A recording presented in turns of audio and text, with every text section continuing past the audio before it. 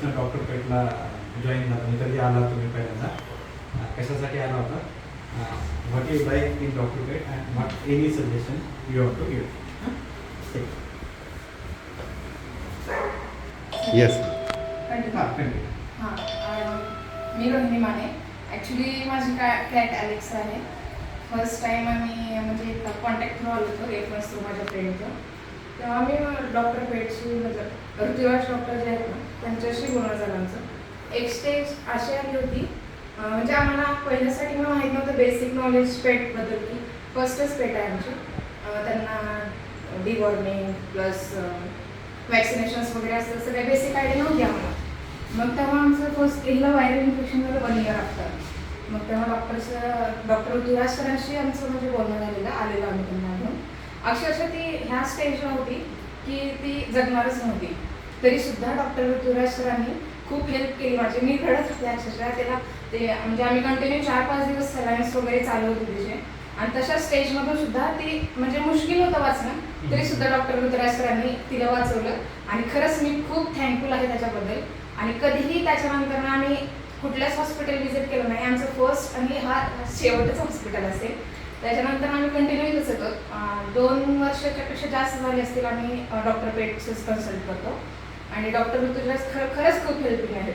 त्यांच्या म्हणजे कसं आहे ते काहीही प्रॉब्लेम आला ना, कधी कधी तर आम्ही कॉल जरी कन्सल्ट केलं, कॉल करून आम्ही त्याने इथं अवेलेबल वगैरे नसलो आम्ही कॉल करून जरी कन्सल्ट केलं तरी ते इतकं हेल्पिंग काहीही गोष्टी सांगतात. म्हणजे जसं की त्यांना कुठलं टॅबलेट द्यायचं आहे किंवा ॲट त्या टायमिंगला काय त्याची हेल्प होऊ शकेल असं ते सगळं गाईड करतात आम्हाला पहिल्यापासूनच. आणि खरंच ते खूप हेल्पिंग आहे. त्याच्यानंतर ना आम्ही इथंच आलो. आणि जो वगैरे आमचं डॉग पण आहे खासगी, त्याला मी आणू शकले नाही काही रिझन्समुळं, पण त्याचे पण आमचे वॅक्सिनेशन्स डिवॉर्मिंग सगळं कंपल्सरी इथंच असतं कंटिन्यू.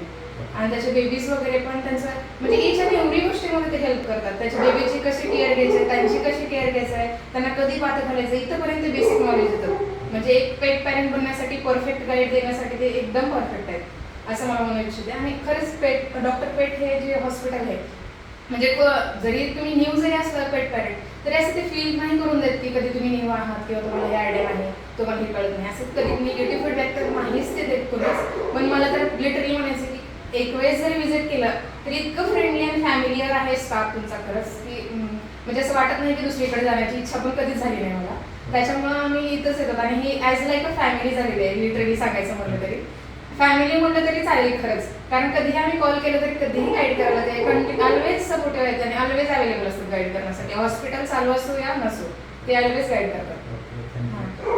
अजून तुम्हाला आमच्या काही सर्व्हिसेसमध्ये म्हणजे काही इम्प्रूव्ह करावं वाटतं की तुम्हाला वाटतं की ही सर्व्हिस तुमच्याकडे असेल तर अजून बेटर होईल असं काही सजेशन आहे? म्हणजे मला त्यावेळेस असं वाटायचं जेव्हा आपलं हॉस्पिटल तिकडच्या ब्रँचला होतं तेव्हा मला असं वाटायचं की बाबा ते जी ब्लड टेस्ट वगैरे ह्याची करायची तसं रिपोर्ट वगैरे तिकडे पाठवायचं, नंतर रिपोर्ट यायला वगैरे वेळ लागायचा, तेव्हा ट्रीटमेंट वगैरे स्टार्ट करायला वेळ लागायचा. तेव्हा मला असं वाटलेलं की इथं तुमचं ते लॅब वगैरे असलं ब्लड टेस्ट वगैरे करण्यासाठी तरी ते बेटर होतं असं माझं सजेशन तेव्हा होतं. बट आता तुम्ही इनोव्हेशन केलात, आता तुम्ही मोठं प्रोग्रेस केला तर सगळं अवेलेबल आहे, इथं ओपीडीज आहेत, सर्जरीज अवेलेबल केलं तिथं, ते खरंच खूप मोठी गोष्ट झालेली आहे. आता मला वाटत नाही की काही आहे जे आणखीन करायचं आहे. ब्लड टेस्ट म्हणजे जसं आता आम्ही अनाउन्स केलं कारण तुम्ही म्हणतात तसं वेळ वाया जातो. हो, वेळ वाया जातो कारण तेव्हा अशी वेळ होती तिची की ते म्हणजे इमर्जन्सी कंडिशन मध्ये डेफिनेटली जितका लवकर रिपोर्ट हातात ते धानोरी ब्रँचला जाऊन ब्लड रिपोर्ट्स वगैरे मग नंतर नाही यायचे, त्याच्यामुळे ते थोडंसं डिले व्हायचं त्याचे ट्रीटमेंट स्टार्ट करण्यासाठी. ब्लड रिपोर्ट्सवरच त्याचे ट्रीटमेंट स्टार्ट होतात. त्याच्यासाठी मग मला तेव्हा वाटायचं की इथंच जर असतं तर इथंच लवकर